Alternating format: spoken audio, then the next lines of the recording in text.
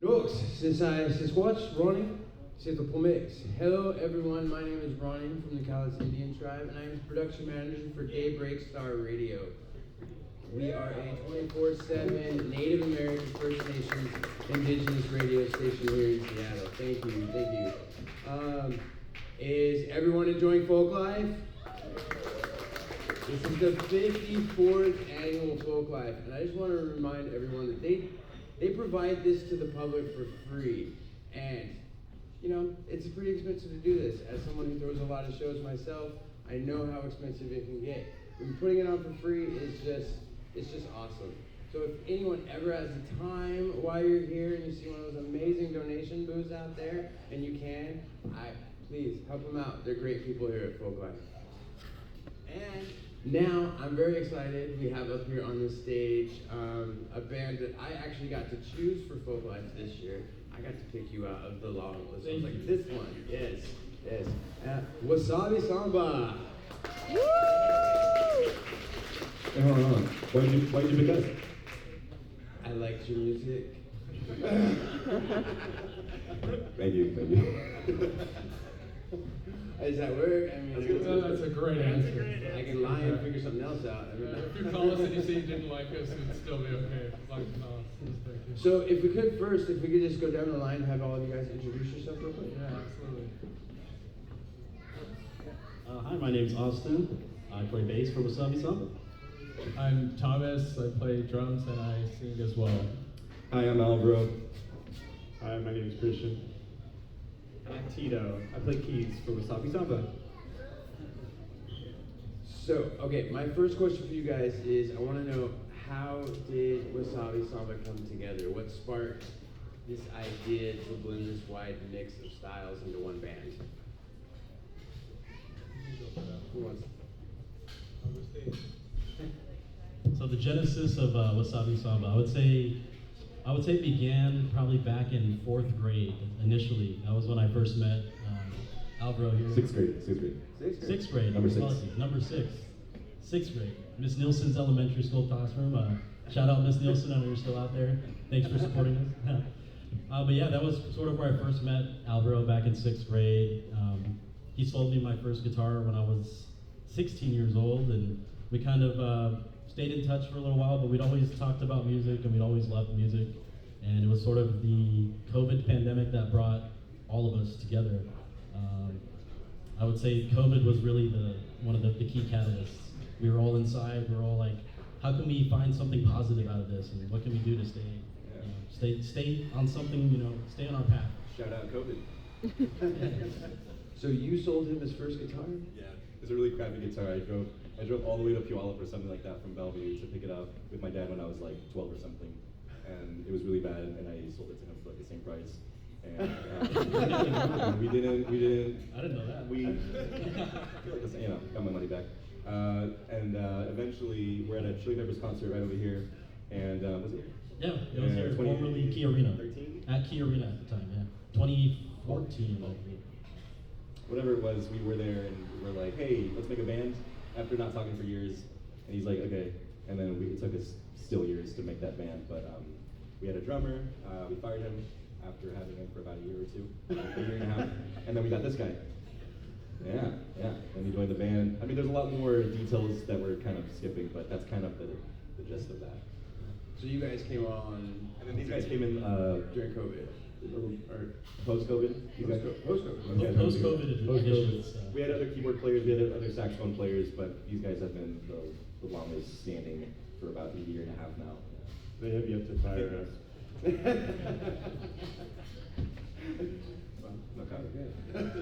Keep it up. So your sound brings together Latin music, jazz, bossa nova, R&B, a whole bunch more. How do you find balance between all those influences while keeping it you? I mean, it's easy because I think it's just a mix of a bunch of people, right? I am from Brazil. My mom is Mexican American that moved to Brazil, so I have like all that heritage, and what I play is influenced by that, and whatever else that joins. Like Christian is amazing at he plays jazz, you know, like anyone else. And then Tito comes from like a church background where he can play just about anything you can imagine, you know. So it's just a combination of everything. Just and when we try to play something, it inherently becomes different from whatever. If we think about one thing, we're all thinking about 5 different things at once. And when it comes together, it's just a unique thing. And I think that's why it just sounds different. I like that. I feel like I'm having a conversation with my staff at work, and I kind of like it. It's nice. So the name Wasabi Samba, that on its own is just a vibe. I love that name. But what does that name represent for the band and the music that you play? I think And it's, how did you come up with that? initially it was Wasabi Poppy, right? And then that was prior to me being in the band. And when I was in the band, by then it was already established that it was going to be Wasabi Samba. And, you know, it just made sense. You know, I heard that name, I was like, hell yes, that sounds amazing. You know, I'm from Brazil, I'll bring the samba, let's make it work. Yeah. And Wasabi Poppy was already taken. It was already, not maybe as a band, but a domain, Instagram, it's a sushi restaurant. And It also sounds too horny. And so we're it's like, just not the same vibe, Wasabi exactly. Samba Yeah, sounds it doesn't smooth. convey the same vibe that you got from here in Wasabi Samba. Okay, cool. Okay. And it's not really like, we don't think about it as like a genre restricting is like kind of what I say. Because it's, you know, it's not traditional samba, you know, it's samba hockey if I would say it. You know, it's just Latin rock or Latin music. And it just becomes like a big mix of all that, yeah. I'm betting 10 to 1 odds at least one person in here They'll just get- Googled brasileiro? Wasabi Poppy. That always happens at the shows. Oh, there you go. Hey. All right, so Seattle's Georgetown neighborhood, where you guys from, isn't the first place people think about when it comes to Latin fusion. How has that local scene shaped your sound and challenged your creativity? I don't know why not. You should be thinking Latin fusion when you think about Georgetown. I mean, there's a lot of bands. Wait, can you ask that question again? Seattle's Georgetown neighborhood usually isn't the first place you think of when you think of Latin fusion. So how has that local scene shaped, you know, your sound or challenged your creativity?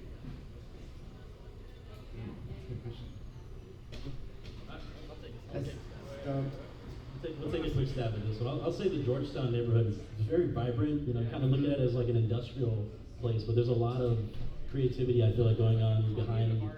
Yeah, it's like a big community. We started really at Equinox Studios. That was our first sort of like shared rehearsal space. We played with bands like Reposado and others that are in the community there. So I feel like it's the Pacific as well. Yeah, shout out to the Pacific. So I think it's a very vibrant community. And you know, you may look at it as just like a bunch of work and industrialness, but I think there's some flowers in that grape. Yeah. But you're asking what the challenge is that we... But have you found challenges with your creativity being coming from? Yeah, I mean, you know, when you're coming from a predominantly English-speaking area, not everyone's really into Spanish maybe as much, but you know, as long as they can feel it, you know, they may not understand the actual words, but It's all about that's kind of a challenge. Yeah, That's kind of a challenge in itself, but it's not a bad challenge. It's a good challenge. Yeah. It's good because I like making sure that people get to know more that there's a lot of artistic stuff going on in Georgetown. Like you said, a lot of people just think it's the industrial part of town, and there's tons of bars and clubs down there where you can just see some amazing bands. So, And I think where we started at and where we're at now, which is not far away from each other, it's still in the same South Seattle area. I think that a lot of it is from my experience and just passing around those studios that we were neighbors with. That's my guitar, my bad. Yeah, when I listen to this, let it go. I think most of it is harder rock, so I think we tend to stand out a little bit by not being as. that definitely makes sense, yeah. Okay. So when you're writing or arranging a new track, what does the process look like? Is it collaborative from the jump, or is it more of like a jam session energy? Everything, yeah, all those things, yeah. It's All a jam session sometimes that becomes a song, or maybe I hear something on YouTube or Spotify or whatever I'm listening to, and I just take a bit from that bridge or something, and I'll be like, that's gonna be the main riff of the song or something. So there's so many things, yeah. A lot of the times it starts with a jam that we do too. So we'll just be like right before we rehearse our songs that we've already made, we'll like start just playing whatever, and then sometimes it just forms into something else. So we have like a song that's like super club inspired, that we started just by a few chords, and then there's like an idea from an existing song that we like changed the genre up to. A lot of what I associate our band with is like genre blending too. I mean, as Thomas spoke to, like we all come from different backgrounds, so it's really cool to have like Christian bring more of a jazz feel to what would have already just been like a reggae song or like a bossa nova type scenario, or like reggaeton or something like that. So that's kind of what we aspire to be, I would say. Yep, that's true. That's true. Yeah, this guy's coming from like a jazz background. Tito's coming from like a video game background. You know, we're all like, it's just really weird sometimes. Yeah, and there's kind of like an ebb and flow to like how it goes. Like, I mean, we'll kind of like play the same song a million times, but like each in different ways. And it's like I might start out with like a lick, and then all of a sudden it kind of, Tito might latch on to like what I play, and then it becomes more of a keyboard part, and then it's like, oh, I can change something too, and then it just kind of, it spirals out of like control in some weird path that's not always like the most clear. Like I remember when we recorded our first EP, we like brought in this one track called Montenegro, and like, or actually no, Oi was like it like bloomed. It's like it kind of, it started one place, and then it, just by being in a studio environment, we completely just like rewrote the song and then and there, and like added a whole new section, and it's like, you know, you take one thing and it becomes something completely different, like just by chance. And it's very organic, you know, that's kind of how we flow, from what I've seen, yeah. Yeah. Yeah, and I mean, there might be a song that we think that we've been playing for like 3 years, and then one day someone will just come in and, or we'll play like a completely different beat to it, you know, and then all of a sudden we're like, actually, maybe let's look into this, you know? After years of- So it's kind of always just like this process of, also we kind of like to entertain ourselves, right? So I like the music we play. You know, so it's fun to actually listen to the music that you play, and then sometimes too you make a variation that you're like, whoa, this is actually very cool, and I think maybe we'll stick to it, but then we'll play it live, you know, and then we'll change it live from whatever we had recorded it. So I think it's just always fun and always changing. Yeah, never the same thing. I think usually it's probably pretty important for you to like the music that you play, but Yeah, I mean some people. Some people might not. I don't. Some people are just in it for the money. This is true. This is true. So for someone who's never heard you before, what is the one song you want them to experience first, and why? It's always the newest one. It's always the next one. Yeah. Because like I get so tired of the first stuff we released, but like we just made a really weird song recently that doesn't sound like what we normally do. I would want them to hear that one first.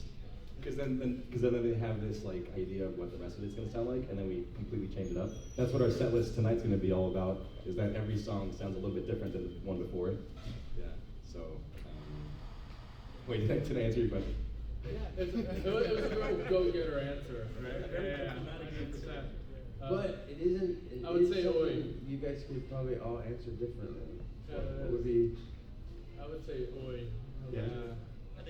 I think Oi is a pretty good all-encompassing first little like dabbling of wasabi. You kind of get, you know, mixture of flavors, some spiciness in there, some rhythms. But we're not gonna play it right now though. Yeah, you guys gotta come tonight to see that one. You gotta come tonight to see that one. That's the first song we're gonna open up with. 9:10 p.m. What is it? Alki Court? Alki Court. Alki Court. For the Daybreak Star Radio showcase. Absolutely. There you go. Awesome. So, what can we experience? What are we going to experience next from you guys? Your album, your music. What's coming out from you guys? Collaborations, tour. What? Let people know. We're really like still trying to work at it. We're not really trying to jump into anything. We just had maybe not just, but it was January 23rd where we had our first headline show at Numos, and that was a lot of work and took time for that effort of that big headline show. So from now we're just rehearsing a lot. I think that's really important to us, is just trying to sound the best live. There is new songs. We like to use the funds that we obtain from the shows to be able to record, because recording can be expensive. So I think for now, our main goal is to just practice as much as possible and come up with new songs. We do want to collaborate, but we don't really have all the. We're looking for a female vocalist. If anyone knows anyone, please let us know, because that can speak Spanish.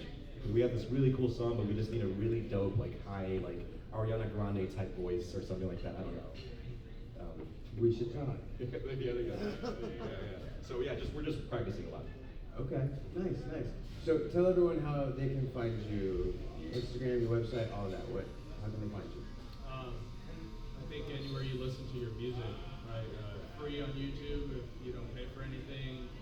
Spotify, Tidal, all that good stuff. I think we're on Roblox too. He said Spotify, Apple Music, Wasabi Samba on Instagram. Just Wasabi Samba. You Google that and you can. It's really easy to find us. Yeah. Wasabi like the food, Samba like the genre. Our Instagram is just @Wasabi Samba. Yeah. Easy, perfect. So, okay, well, I want to thank you guys for speaking with us up here, coming on stage here at KEXP. Thank you, KEXP, for having us out here. And Folklife, yes, the 54th annual Folklife. This show is so much fun. I love being here. I just really do. All right, and now we're going to experience some music from Wasabi Samba.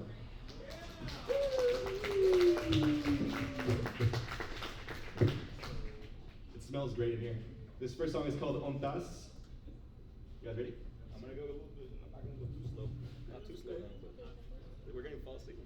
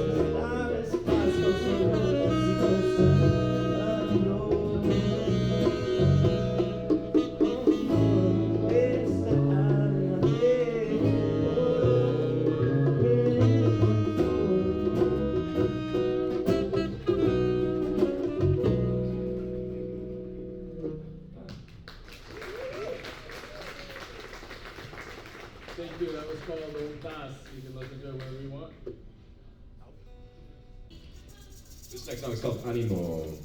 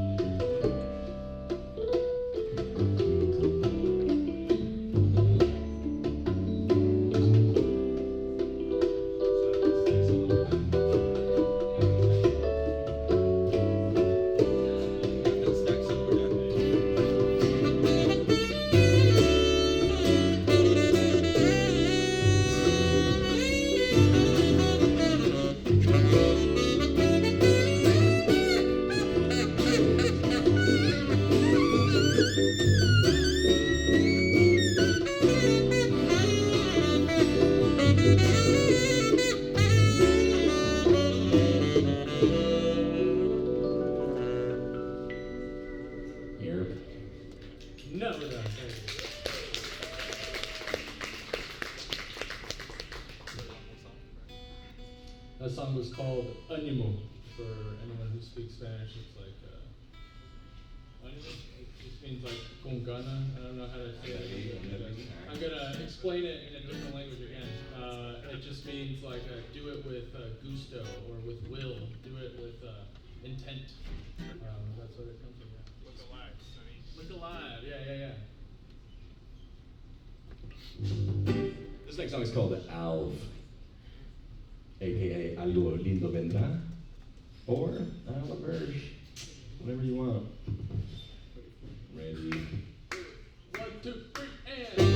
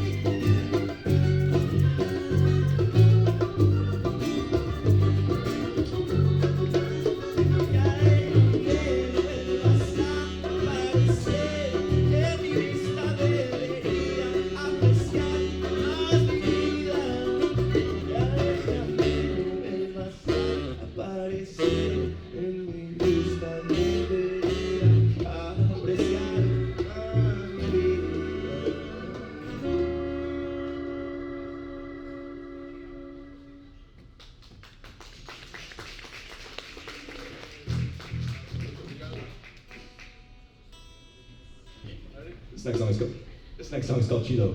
1, 2. Esta chida, esta vida que vivo. Desayuno saludable, fruta y cochinas. El sabor no se me olvida, aunque a veces se es poco fría, una cama dormida. Gracias a Dios eres mía, mía, mía. Qué chido despertar, hacer lo que nos da la gana. Nosotros calmos con paz, esta vida se disfrutarse, de conocerte, me haces bien, solo comerte y mucho tengo que ofrecerte. Qué chida vida hasta la muerte. Vamos lejos, manejando, cielo y sol. Estas bocas que se salen haciendo calor. Claramente, por ahí 3 o 4 meses, dentro del año con una suerte, vale la pena por lo que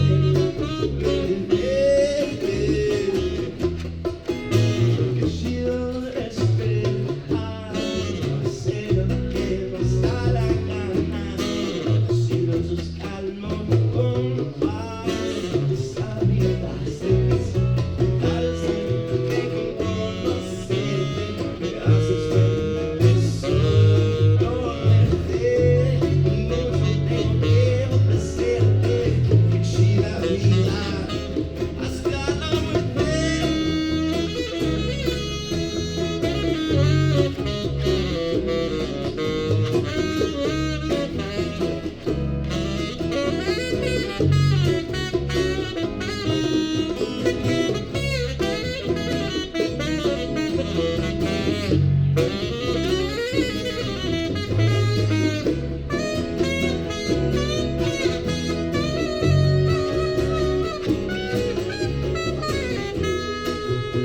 Qué chido despertar, hacer lo que nos da la gana.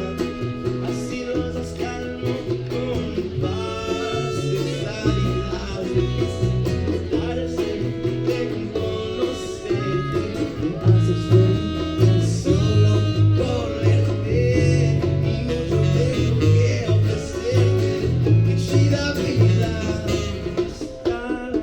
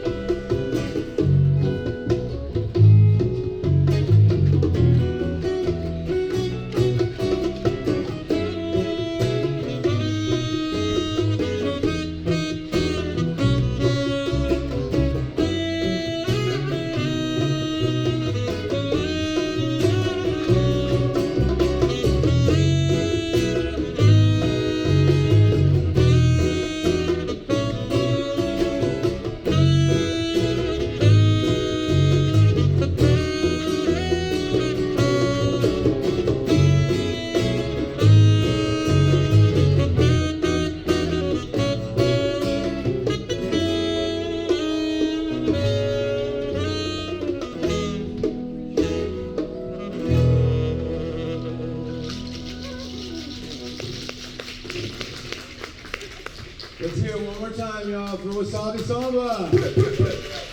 Yeah. All right, thank you guys so much. Thank you.